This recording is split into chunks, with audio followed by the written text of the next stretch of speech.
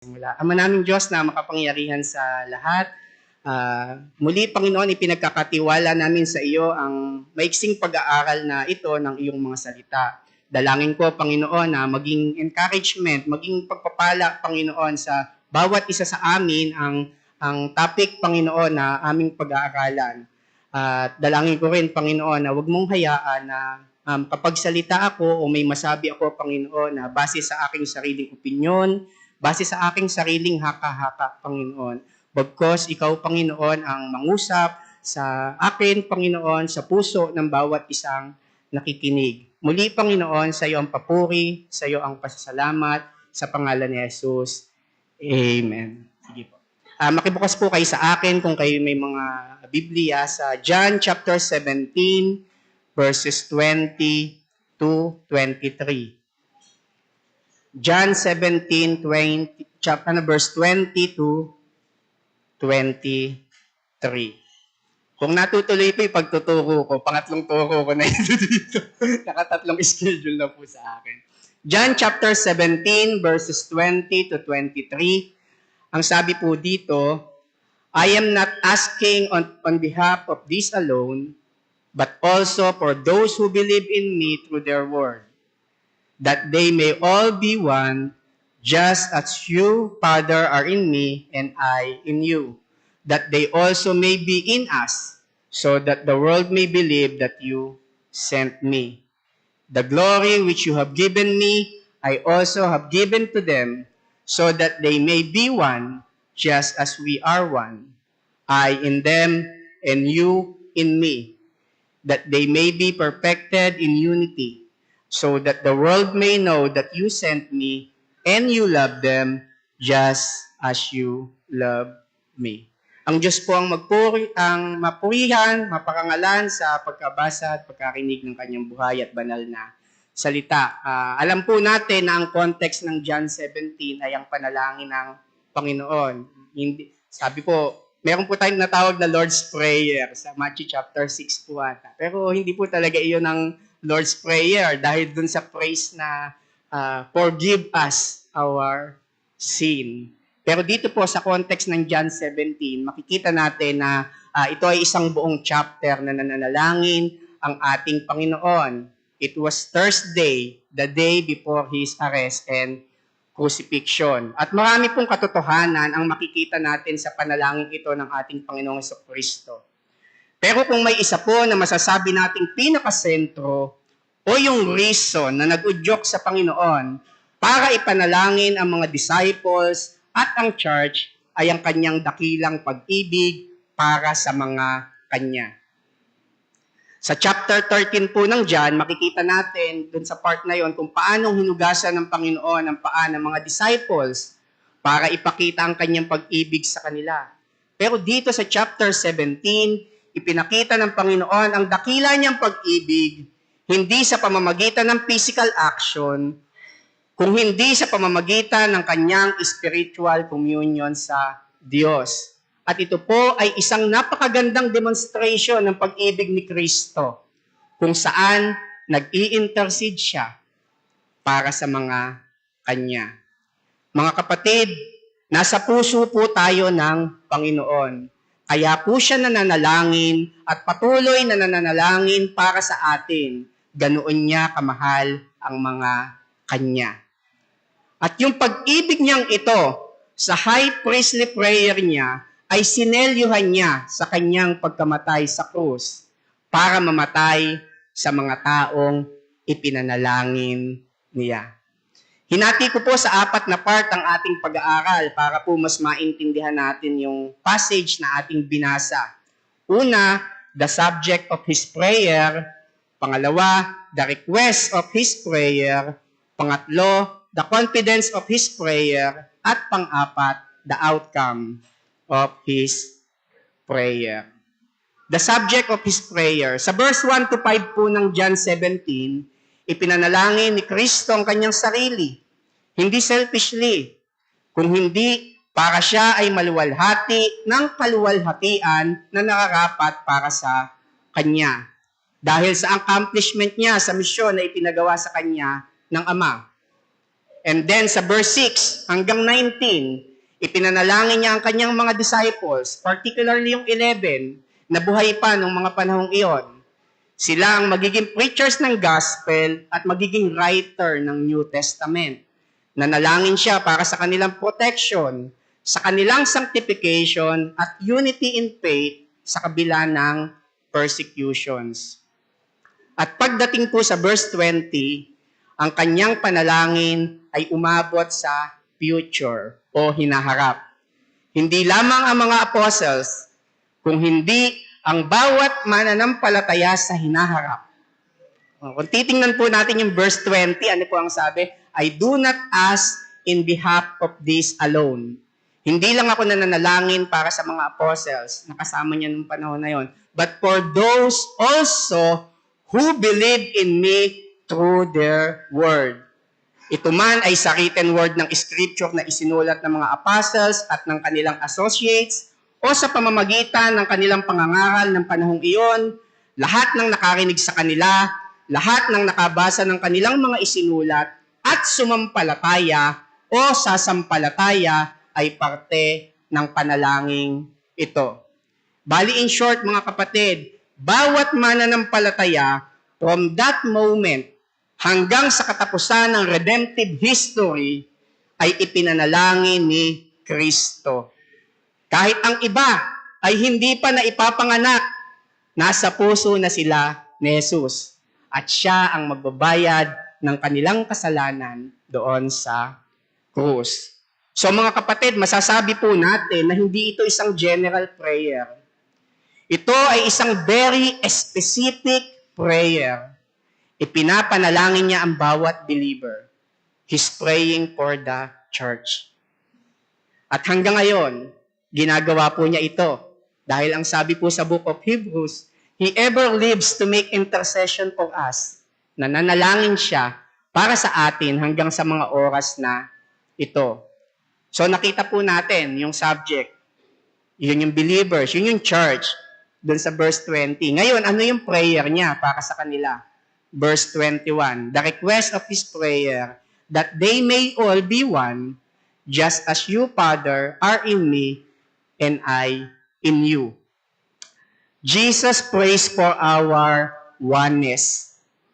So ngayon, ang tanong, anong klaseng oneness ang tinutukoy dito? Ang ibig sabihin ba nito ay isang tabi na natin ang mga doktrina na ating pinaniniwalaan tulad ng itinuturo ng, hindi, magkaisa na lang tayo.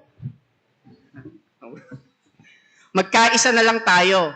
Isang tabi na natin yung mga bagay na yan, yung mga doktrina na yan na nagiging sanhi ng division.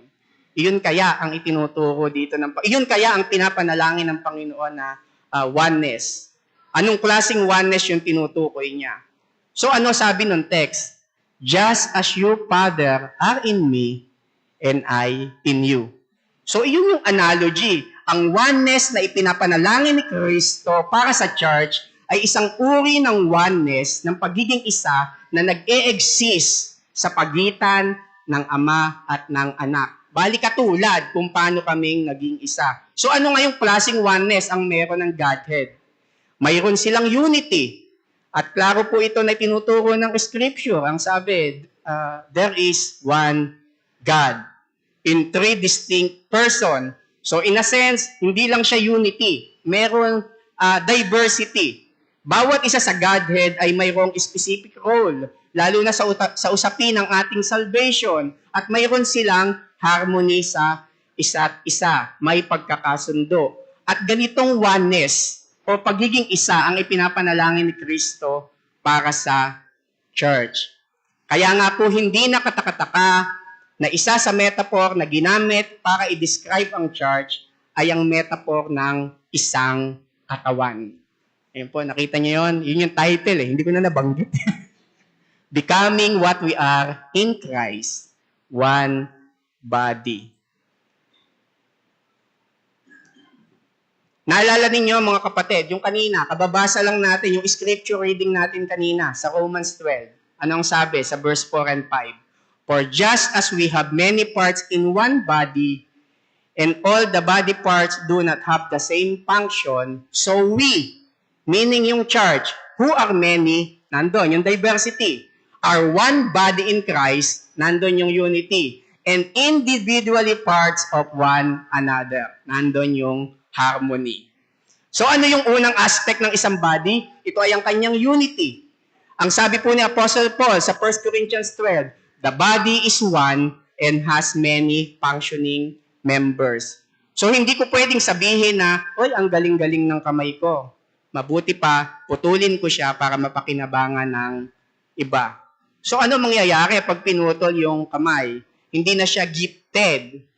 Kasi pag pinutol mo siya, pag na-detach siya sa katawan, siya ay mamamatay. Kailangan naka-attach siya sa body. So ang essence ng body ay unity. We are one. Mga kapatid, tayo ay isang katawan. Christ is the head and we are the body. Sabi sa Colossians 1:18 at Ephesians 5:23. All the members, lahat, pag ikaw ay mananampalataya, we are one. Tayo ay isang entity. If we detach, we are dead. Nagpa-function po tayo bilang isang unit. Si Kristo ang ulo ng katawan. O ano ibig sabihin nun? Ibig sabihin, sa Kanya nang gagaling ang lahat ng instruction, ang lahat ng resources, ang lahat ng strength, at lahat ng wisdom para ang bawat parte ng katawan ay mag-function. All the believers are one in Him. Hindi po, hindi ang ulo ay yung sabihin natin pastor. Sa ibang simbahan yung mga board. Ayan. Hindi sila ang ulo. Ang ulo ay si Kristo. Sa Kanya nang gagaling ang lahat. So, paano tayo naging part ng body? Kung babalikan natin, yung 1 Corinthians 12, verse 13. For by one Spirit, we were all baptized into one body. Kung papansin ninyo mga kapatid, yung mula verse 12 hanggang 13, isang verse lang, apat na beses binanggit yung salitang one. Na nagpapakita ng unity of the body. Tayo ay isa mga kapatid. At yung salvation, ang initial point ng ating unity. Lahat tayo ay dinala ng isang spirit para maging part ng body. Lahat tayo ay dumaan sa iisang daan, isang pinto, walang iba kung hindi ang ating Panginoong Hesukristo. Tayo ay iisang katawan dahil ang bawat isa sa atin ay dinala ng iisang espiritu at yung same spirit na iyon ay nananahan sa bawat isa sa atin. Hindi po ba't ang Holy Spirit ang kumilos sa puso ng bawat isa sa atin para sumampalataya? Hindi naman tayo na-impluwensyahan lang. Siguro merong ganun. Pero ang isang tunay naman na nanampalataya, ang banal na Espiritu ang kumilos sa puso ng bawat isa sa kanila. Kaya po ang unity ng mga believer ay naka-wrap up doon sa Spirit. Kaya ang sabi ni Paul doon sa Ephesians 4:3, unity of the Spirit. Ibig sabihin, ang unity na mayroon tayo ay hindi nakabase sa isang artificial denominational basis. Hindi siya yung Baptist. Pagka-Baptist, nakabukod tayo, may Methodist, may Presbyterian, o yung iba naman, hindi, pare-parehas tayong nananampalataya, mayroon tayong unity. Hindi po ganoon. Ito ay nakabase sa katotohanan na ang bawat isa sa atin ay kinilos at ni-regenerate ng one single spirit. Kaya nga po, ang isang believer na nag-ooperate ayon sa pagnanasa ng sarili niyang laman ay nag-ooperate na taliwas sa dapat na function ng isang body. Dahil bilang isang katawan, tayo ay nag-ooperate sa unity of the Spirit. Naging part tayo ng isang katawan dahil sa isang spirit na naglagay sa atin dito. Yun ang point ng ating unity. Kaya walang sino man sa atin ang pwedeng magsabi na kaya ako naging part ng body ay dahil magaling ako. Dahil higit ako sa iba. Dahil doctorate ako, may PhD degree ako. O dahil mas matalino ako sa iba. Walang ganoon mga kapatid. Kaya tayo naging bahagi ng katawan ni Kristo ay dahil lamang sa masaganang biyaya ng Diyos. Amen? Tayo ay pantay-pantay sa harapan ng Diyos. Wala tayong maipagmamalaki. Hindi ako higit sa inyo, hindi kayo higit sa akin. Ang ating mga pastor, ang Pastor Eric, ang Pastor Ron, Pastor Joel, lahat tayo ay iisa. So in short, walang hierarchy sa New Testament. May iba't ibang kaloob, pero walang hierarchy. So kung gagawa tayo ng organizational chart ng isang Christianity, it is Christ being the head. At mula doon, isang malaking bilog. Yun lang. Walang yung parang laderize ang dating. At maidagdag ko lang po, mga kapatid, kung titingnan natin ang bawat metaphor na ginamit para i-describe ang church, ang bawat isa sa kanila, without exception, binibigyang diin ang unity. We are one wife with one husband, one flock with one shepherd. We are one set of branches in one vine. One kingdom, one king, one family with one father, one building with one foundation, one body with one head. At iyon ay ang ating Panginoong Jesucristo. We are one. Ang message ng body of Christ ay ang pagiging isa. We are one in Christ, walang upper class, walang lower class na Christian, at wala din pong isolated believer. Yung iba po ganito paniniwala. Basta umaatin ako, okay na iyo. Hindi po ganoon. Dapat maging part tayo ng body. Walang mananampalataya na hindi part ng body. At para bigyang diin ang unity ng believer, ano sabi ni Paul sa Ephesians 4:4-6? There is one body, kita niyo po yun? There is one body and one spirit, just as you also were called in one hope of your calling, one Lord, one faith, one baptism, one God and Father of all, who is over all and through all and in all, one. Nakita niyo mga kapatid, yun yung unity Kaya kung maalala niyo, yung naging problema ng mga believers doon sa Corinth, nagkakaroon kasi ng division sa church, sa 1 Corinthians. Mayroong nagsasabi, ako kay Apollos, ako kay Pablo, ang iba naman ako ay kay Cephas. Ano sabi ni Paul sa kanila sa verse 13 ng chapter 1? Has Christ been divided? Parang sinasabi ni Paul sa kanila, anong kalukuhan niyang pinaggagawa niyo? Niloloko niyo ba ako? Nahati ba si Kristo? Kaya po sa chapter 3 verse 21, ang sabi niya, therefore, let no man glory in man. Tigilan ninyo ang pagmamalaki sa pagsunod kanino man, na nagiging dahilan ng inyong dibisyon dahil tinawag kayo para sa unity, sa oneness, sa pagkakaisa kay Kristo. Ang bawat believer po ay parte ng kanyang katawan. Tinawag tayo ng Diyos. We are God's ecclesia. From the word eklektos. Ayan, nagigirek na ako. To call out. Tinawag tayo para mag-exist bilang isang entity, ang katawan niya at siya ang ulo. That's why we need to lead a life worthy of His calling. Di ba yun yung sabi sa Ephesians 4? Kaya mga kapatid, muli, yung oneness ay yung unity. Ito ang panalangin ng Panginoong Jesucristo. In Galatians 3:28, ano ang sabi ni Apostle Paul? There is neither Jew nor Greek, there is neither slave nor free, there is neither male nor female, for you are all one in Christ Jesus. Wala nang distinction sa church in terms of our position kay Christ. Tinanggal na ni Kristo ang lahat ng barrier para tayo ay maging isa. In short, hindi na issue yung nationality. Hindi na issue yung race. Wala nang barrier sa class. Walang barrier ng sex. We are one in Christ. Kaya po nakakalungkot na isipin na merong iba na hindi ito nauunawaan. Iniisip nila na merong mga super class na Christian, na sabi nga doon, may mga super apostles nung panahon nila. At may mga mabababang uri ng Kristiyano. Pero hindi po ganon, mga kapatid. Tinawag ni Paul ang mga believers na fellow citizens, fellow heirs, fellow members, fellow partakers, puro fellow, puro one, unity, mga kapatid. At alam ninyo, mga kapatid, ito mismo ang panalangin ni Kristo para sa atin.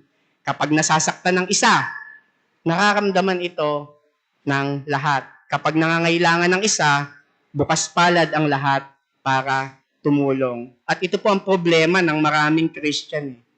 Ayaw nilang maging parte o maging bahagi o makibahagi sa mainstream of the body life.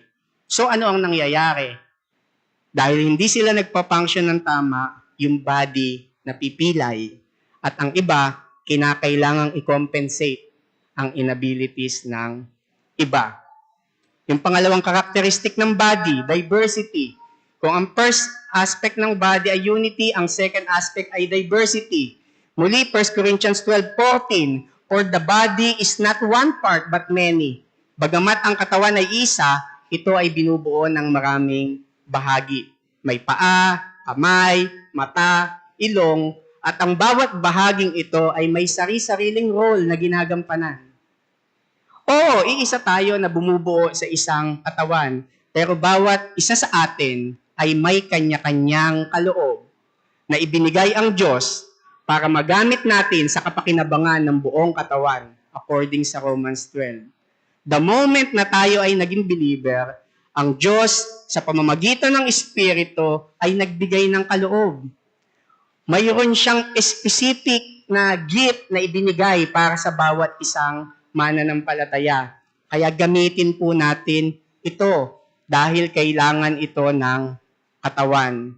Dapat nakukomplement ng bawat isa sa atin ang isa't isa. O mayroon akong gift at mayroon din kayo. So gamitin po natin ang kaloob na ito. Ang kanya-kanya nating kaloob para sa ikatatatag ng buong katawan. Kapag part ka ng body at hindi ka nagpa-function ng tama, nagsasuffer ang buong katawan. And on the other hand, mga kapatid, kung ginagampanan ng bawat isa sa atin ang kanyang role bilang part ng body, ang bawat isa sa atin ay nag-grow bilang isang mature body. So marahil sasabihin po ninyo, paano yan kapatid? Hindi ko alam yung gift na mayroon ako. Madali po iyan. O-order tayo sa Shopee. Di ba, biro lang po. Ang iba't ibang kaloob ay makikita natin sa Romans 12, 1 Corinthians 12 at Ephesians 4. Ang gagawin nyo lamang po ay ipanalangin natin ito. Aralin ang iba't ibang gifts at tingnan mo kung ano ang naaangkop sa iyo. So, para mabawasan yung choices nyo, kung ikaw ay babae, alam mo na hindi mo gift ang pagiging pastor. Alam mo na hindi ka para sa evangelism kung ikaw ay sobrang mahiyain. Dahil kasabay ng gift na ibinigay ng Diyos ay ang enablement para magawa ito. Ang pangatlong karakteristik ng body, harmony.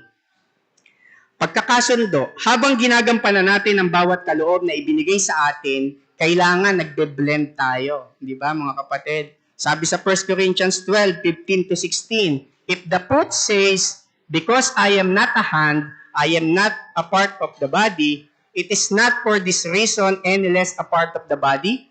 And if the ear says, because I am not an eye, I am not part of the body, it is not for this reason any less a part of the body. O, ang mga kapatid, ang tinuturo dito ay yung idea ng insignificance. Hindi naman ako belong dito. Wala naman akong pakinabang sa church. At hindi po ito totoo, mga kapatid. Ito ay isang kasinungalingang ibinubulong sa atin ng kaaway. Kasi pag part ka ng body, mahalaga ka. Importante ka at may function ka. Kaya po ang sabi sa verse 17, if the whole body were an eye, where would the hearing be? Alam po ninyo, minsan may mga believer na ganito. Kung naging mata lang sana ako, parang ganon. Alam niyo yun? Wala paalang ako.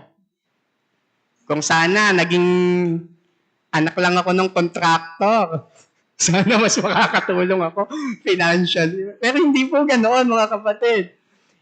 Kaya sabi ni Paul if the whole body were an eye, where would the hearing be? If the whole body where would the sense of smell be? Kung ang body raw ay puro pandinig, hindi makakaamoy. Bali mga kapatid, ang itinuturo ng verse, walang puwang ang inggit at selos sa katawan ni Kristo. Dahil uulitin ko po, wala ditong hierarchy. Hindi natin kailangan kainggitan ng gift ng iba. Di ba minsan ganun tayo? Sana kung kasing galing lang ako noon. Bakit tayo hindi dapat mainggit? Dahil mayroong particular gift na inilaan ng Diyos sa bawat isa sa atin. At bawat gift na ito ay critical sa life of the body. Di ba? Minsan tinitingnan natin na mas higit yung iba kaysa sa... Pero hindi po eh. Bawat gift ng bawat isa mahalaga sa nourishment ng buong katawan. Kaya nga po sa verse 18, ano sabi? But now, God has arranged the parts. Nakita niyo mga kapatid, alam ng Diyos yung ginagawa niya eh. Siya yung nag-aayos, siya yung nagpoporma, o dito kita ilalagay, dito kita ilalagay. Kaya hindi ka dapat mainggit eh. Each one of them in the body just as He desired. Mayroon siyang master plan para sa ating unity. If they were all one part, where would the body be? Kaya po mahalaga na malaman ng bawat isa sa atin ang kaloob sa atin ng Diyos. Mayroon po tayong vital role sa church bilang bahagi ng isang katawan. Anumang bahagi ng katawan, ikaw, pwedeng mata, kamay, paa, ilong, mahalaga ka. May vital role ka sa body. At sana lang mga kapatid, kung anumang parte kayo, wag naman po kayong appendix, no? Yung ang trabaho nyo lang ay sumabog at patayin ng buong katawan. So ito yung oneness na pinapanalangin para sa atin ng Panginoong Jesucristo. May unity, may diversity, at merong harmony. O ngayon, ang tanong, paano natin ma-attain yung oneness na ito, ang pagiging isa? Verse 22, nandito yung confidence sa prayer ng Panginoon sa John 17. The glory which you have given me, I also have given to them, so that they may be one, just as we are one. I in them and you in me, that they may be perfected in unity. Ang sabi ng text, dahil ibinigay na sa atin ni Jesus ang glory na ibinigay sa Kanya ng Ama, maaari na tayong maging isa. So anong glory yon? Well, basically, yung glory ng Holy Spirit, yung presence ng Holy Spirit na nasa bawat mananampalataya. Ito yung point ng unity natin eh. We all have the same Spirit. Sabi sa Romans 8:9, however, you are not in the flesh, but in the Spirit. If indeed the Spirit of God dwells in you, but if anyone does not have the Spirit of Christ, he does not belong to Him. So kung ipaparaphrase natin yung last line, everyone that belongs to Christ have the Spirit of Christ. So ano ibig sabihin nun? Kung nasa atin ang Holy Spirit, magmamanifest sa atin ang mga attribute, ang mga karakteristik ng Diyos na daan para sa ating unity, sa unity of the body. So bilang mga practical example, hindi na mahirap para sa atin ang magpakumbaba. Kung tayo ay minister of the word, walang puwang sa ating puso ang magmayabang dahil klaro sa atin na yung gift na mayroon tayo ay sa Diyos din mismo nagmula. So normal lang na i-practice natin ang gift na ito. Hindi tayo nakahihigit sa iba at ang kalwalhatian ay para lang sa Diyos. Ano pa? Madali na para sa atin ang puntahan ng ating kapatid na nakasamaan ng loob at sabihin, kapatid, nagtampo ako sa iyo sa gantong kadahilanan. Patawarin mo ako. At madali na sa kabilang part na magpatawad. Walang puwang ang pagtatanim ng sama ng loob. Bakit? Dahil dun sa same spirit na meron sa bawat isa sa atin. Yung tipong, hindi ko napapansin. Magpapantayan pa ako. Hindi ko nakakausapin yan. Di ba? May mga ganoon. Pero kung nasa iyo ang spirit, yung same spirit, wala nang ganong kaisipan. Wala kang ganong tanaw sa nakasamaan ng loob. Bakit? Dahil tayo ay isang katawan. Hindi na din tayo basta nagtatampo. Kapag hindi nabati, lagi ko naririnig yung example na to eh. Pag hindi nabati, o kaya nakamayan ni pastor, grabe pastor dyan. Hindi ako kinamayan. And on the other hand, hindi na rin mahirap para sa atin ang batiin, kamayan, at ngitian ng ating mga kapatid sa pananampalataya. Minsan po sa mga simpleng bagay na ito kasi nalalamatan natin yung relationship ng body. Naku, hindi na ako aaten. Hindi ko nababatiin yung kapatid ko na napakasuplada. Napakasuplado. Hindi naman maganda. Hindi naman pogi. Minsan dyan, nadadagdagan pa yung kasalanan eh. Sabi nga po, kung yung bungi nakakangiti, wag naman po nating ipagkait sa ating mga kapatid ang matamis nating ngiti. Gawin nating practice ito. Merong magsasabi, suplado talaga dati yung ko eh. Mga gano'n. Tingnan nyo lang asawa nyo. Tingnan nyo asawa nyo. Matatawa na kayo. Dahil sa pag-ibig, madali na para sa atin ang tulungan ng ating mga kapatid na nangangailangan. Hindi sila pabigat, bagkus sila ay parte ng katawan. Kaya kapag nahihirapan sila, nahihirapan ang buong katawan. Nakikidalamhati tayo sa nagdadalamhati. Kaya po ang totoo mga kapatid, isa yun sa na-appreciate ko dito nung napunta kami. Kasi nagulat ako bago sa akin iyon. Pagka tumatawag ang Pastor Eric ng second offering, para sa nagkasakit, para sa namatayan, nakita ko na yun pala yung tama na practice. Kasi bilang isang katawan tayo, pagka nangangailangan ng isa, dapat bukas palad tayo, willing tayo na alalayan ang isa't isa. Kaya po isa yon sa pinapractice namin sa church ngayon. Kaya po, syempre, yung iba merong resistance, merong nagre-retaliate, pero majority naman po ay nagagampanan ang pagiging part ng body. Kaya po madalas pagka hindi ako ang magbibigay ng sermon at tumayo ako sa pulpit, sa isip, nako, gastos ito. Pero hindi po iyon gastos dahil ang totoo, pinapractice lang natin kung saan tayo tinawag ng ating Panginoon. Madali na sa atin ang makasaya sa achievements ng ating mga kapatid. Nakikigalak tayo pagka nagagalak sila. Kagalakan sa atin ang kagalakan nila. Hindi na tayo yung tipong nagpapakaampalaya.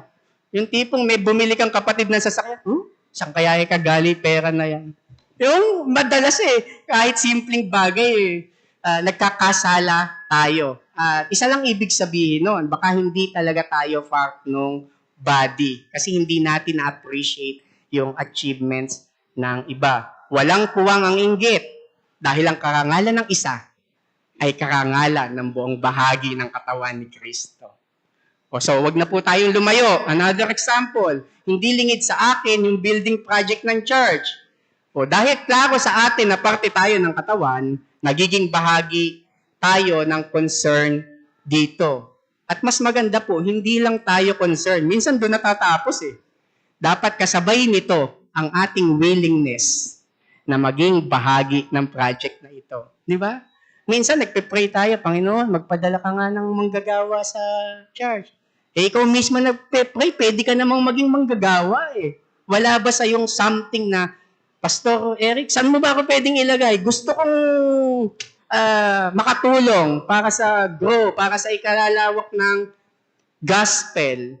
Yung mga ganyan. Minsan po, pagka mag-invite, mga kapatid, sino ang available? Magpapamigay tayo ng gospel tracts. Pastor, ganito, ganyan.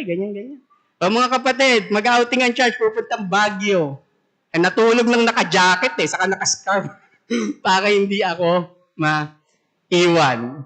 Sa mga panahon na nag-undergo ng church discipline, so hindi na tayo magtatampo dahil klaro sa atin na ang purpose niyon ay para i-restore tayo. At ang ugat ng pag-restore ay dahil mahal tayo ng church. Hindi ito para saktan o ipahiya tayo. Ito ang pagpapakita nila sa iyo ng kanilang pagmamahal. Ayaw nilang manatili ka sa pagiging alipin ng kasalanan. Bakit? Dahil parte ka ng church. So ano po ang mangyayari kapag nagkaroon tayo ng ganong klaseng oneness, ng ganong klaseng unity na ipinapanalangin ni Kristo? Ang ating last point, the outcome of His prayer, verse 23b. So that the world may know that you sent me and you love them just as you love me. Alam ninyo mga kapatid, kapag pala nagkaroon tayo ng unity, pag nagkaroon ng unity ang church, makikilala ng mundo ang Panginoong Jesucristo. At bago po ito sa akin, kasi all along akala ko, kailangan maging magaling kang apologist para ipakilala si Kristo. Pero hindi iyon yung sinasabi ng text eh. Hindi lang iyon yung paraan. Kung ang church, sabi ni Jesus Christ, si Jesus Christ po ang nagsasabi nito, hindi ako. Sabi ni Jesus Christ, kung ang church ay magiging isa, kung magkakaroon ng unity in terms of the body life, kapag nag-minister tayo sa pangangailangan ng isa't isa spiritually, dahil sa unity na yon, makikilala ng mundo si Kristo at malalaman ng church, mauunawaan natin ng mas profound ang dakilang pag-ibig ng Diyos para sa atin. So, ganun po kahalaga yung unity sa church, mga kapatid. Kaya nga sa ating text, makikita po natin na napakaraming pwedeng ipanalangin ng Panginoong Jesucristo. Kasi alam niya, klaro sa kanya, last day ko na to. Parang ganon, Thursday last day ko na to. Ano kaya pwede kong ipag-pray? Marami siyang pwedeng ipanalangin. Pero pinili niyang ipanalangin ang unity sa body, sa church. Pinalangin niya na tayo ay maging isa. Bakit? Kasi ang impact ng ating unity na ito ay hindi lamang sa atin, kung hindi para sa lahat ng tao na nakakakita at nakakasalamuha natin. So sa akin pong pagtatapos, mga kapatid, alam po ninyo, napakasarap na makilala ang isang church dahil sa kanilang sa unity, dahil sa kanilang pagkakaisa, sa unity of the faith na mayroon sila. Mayroon po mga iglesia na sikat dahil sa kanilang pastor. Pogi kay pastor dun. Yung iba naman sikat dahil sa kanilang singer. Taas ng boses. Wala sa nota. Yung mga musician, magagaling. Yung financial status ng church. Napakayaman ng church na yon. Yung napakaraming miyembro. Doon sila sikat. Yung mga mega churches na kilala natin. Merong mga celebrity member, di ba? Sumisikat ang isang church dahil may member silang artista. Yan sa atin, mukha naman kayong artistahin, kaya hindi po nalalayo. Pero higit po na masarap, tulad ng binanggit ko kanina, na makilala ang church dahil sa kanilang unity. Amen? Yung tipong pag pinag-usap, grabe kayong SGBC. Grabe kang magmahal sa miyembro. Kitang-kita mo yung pagmamahal ni Kristo, kung paano nilang tingnan, kung paano nilang mahalin ang isa't isa. So marahil po mga kapatid, napakahirap para sa atin na i-grasp totally yung perfect unity ng church na pinag-aralan natin ngayon. Pero isa po ang iiwan ko sa inyo. But because Jesus prays for it, ipinanalangin ito ni Kristo di ba? Because Jesus prays for it, we hope, we long, and we strive to attain it. Kanino natin ito sisimulan? Yung oneness na ito sa ating local church. Amen. Salamat po.